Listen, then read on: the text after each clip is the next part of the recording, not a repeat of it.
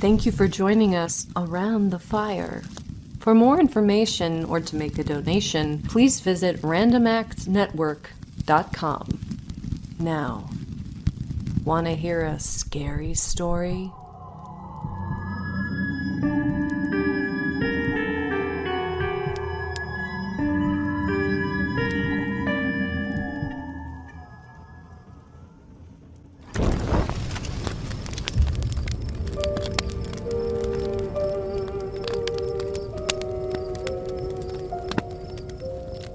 Let me say at the outset that my name is James Clarence Withencroft.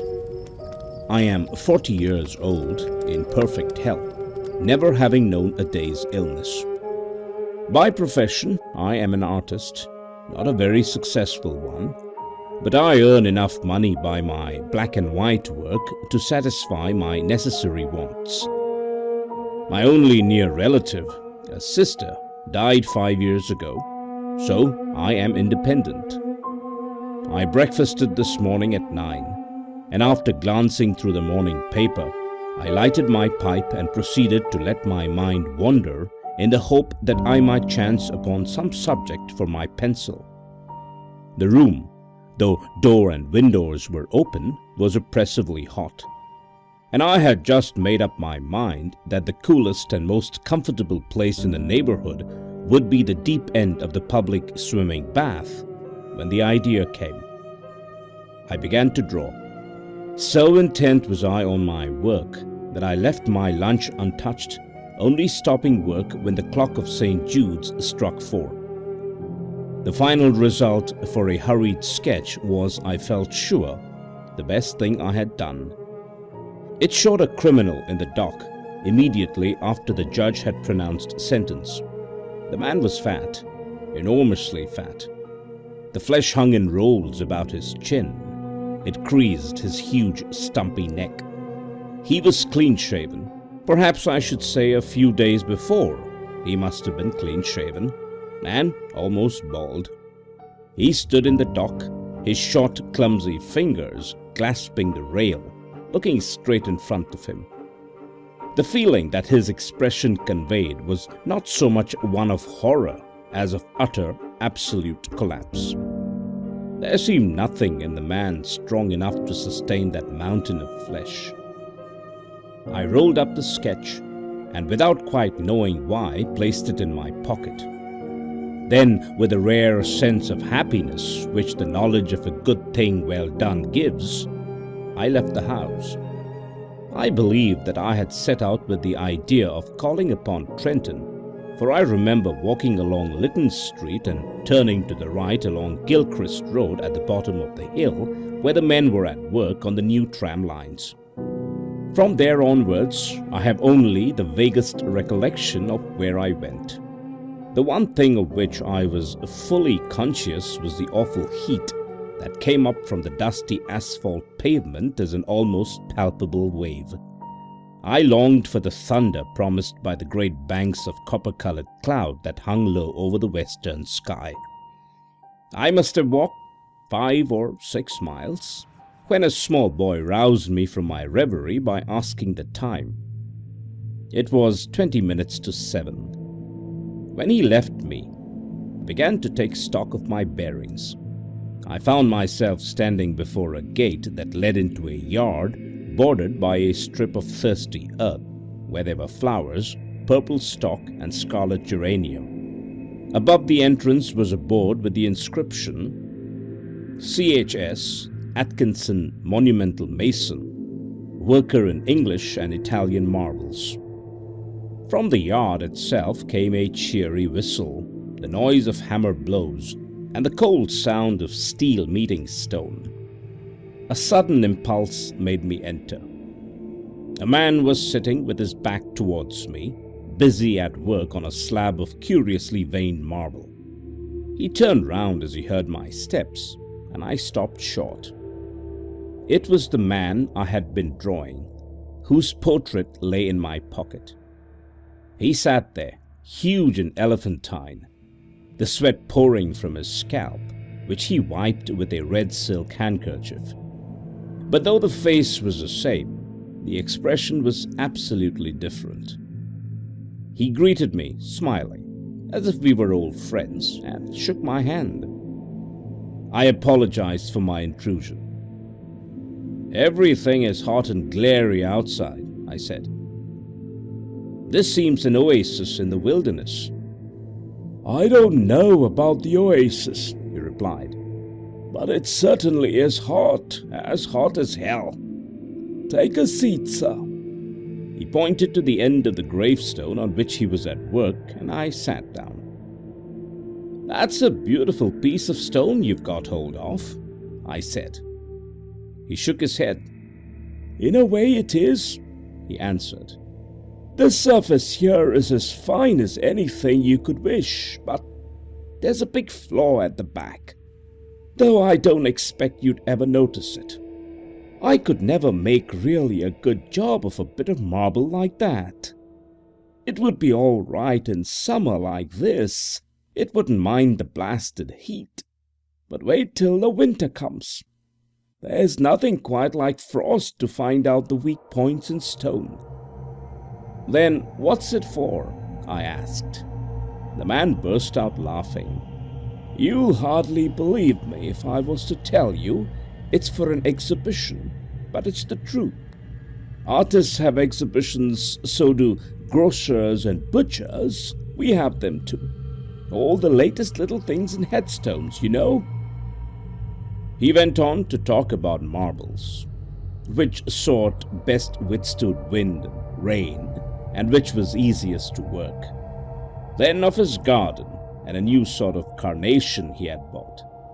At the end of every other minute, he would drop his tools, wipe the shining head, and curse the heat. I said little, for I felt uneasy. There was something unnatural, uncanny in meeting this man.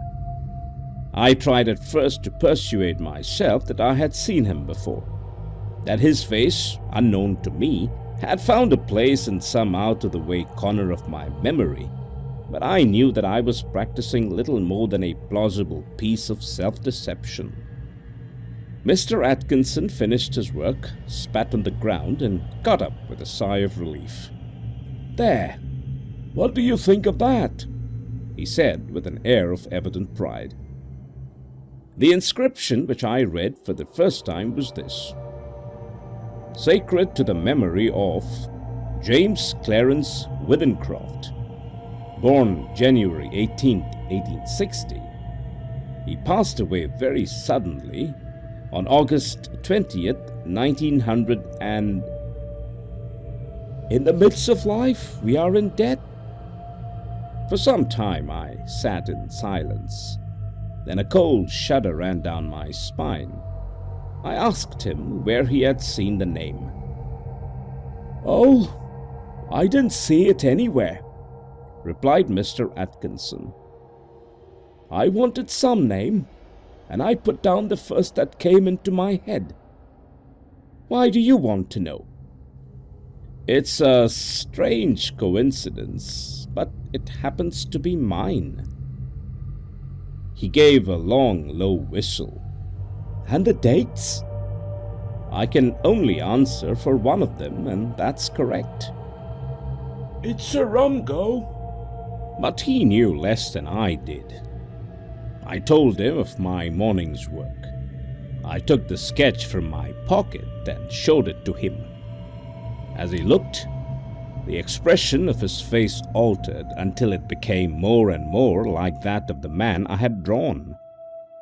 "And it was only the day before yesterday," he said, "that I told Maria there were no such things as ghosts." Neither of us had seen a ghost, but I knew what he meant. "You probably heard my name," I said. "And you must have seen me somewhere and have forgotten it. Were you at Clacton-on-Sea last July?" I had never been to Clacton in my life. We were silent for some time. We were both looking at the same thing, the two dates on the gravestone, and one was right. "Come inside and have some supper," said Mr. Atkinson. His wife is a cheerful little woman, with the flaky red cheeks of the country bred. Her husband introduced me as a friend of his who was an artist.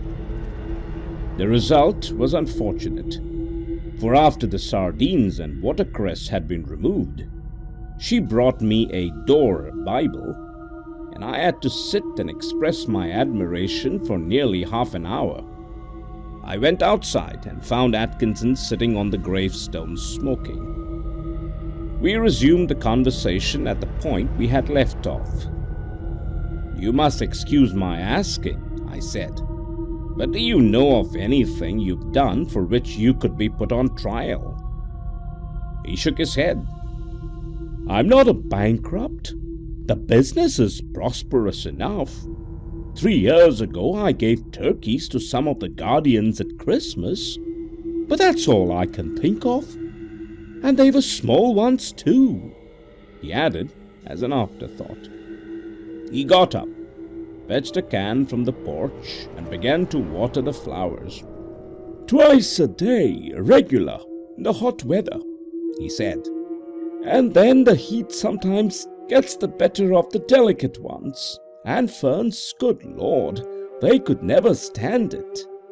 Where do you live?" I told him my address. It would take an hour's quick walk to get back home. "It's like this," he said. "We'll look at the matter straight. If you go back home tonight, you take your chance of accidents. A cart may run you over, and there's always banana skins and orange peel, to say nothing of falling ladders." He spoke of the improbable with an intense seriousness that would have been laughable 6 hours before, but I did not laugh. "The best thing we can do," he continued, "is for you to stay here till 12 o'clock. We'll go upstairs and smoke. It may be cooler inside." To my surprise, I agreed. We are sitting in a long, low room beneath the eaves. Atkinson has sent his wife to bed. He himself is busy, sharpening some tools at a little oilstone, smoking one of my cigars the while. The air seems charged with thunder. I am writing this at a shaky table before the open window. The leg is cracked, and Atkinson, who seems a handy man with his tools, is going to mend it as soon as he has finished putting an edge on his chisel. It is after 11 now. I shall be gone in less than an hour. But the heat is stifling. It is enough to send a man mad.